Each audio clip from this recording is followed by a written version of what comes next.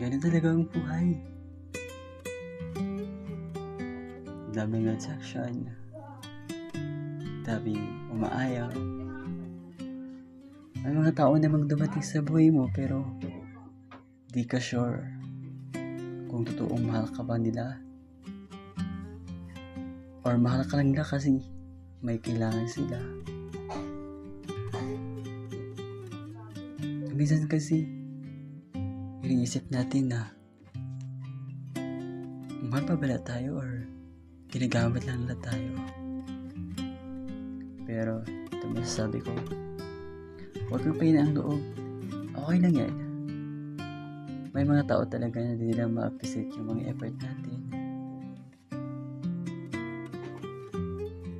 Paano natin sila binahal. Pero huwag susuko.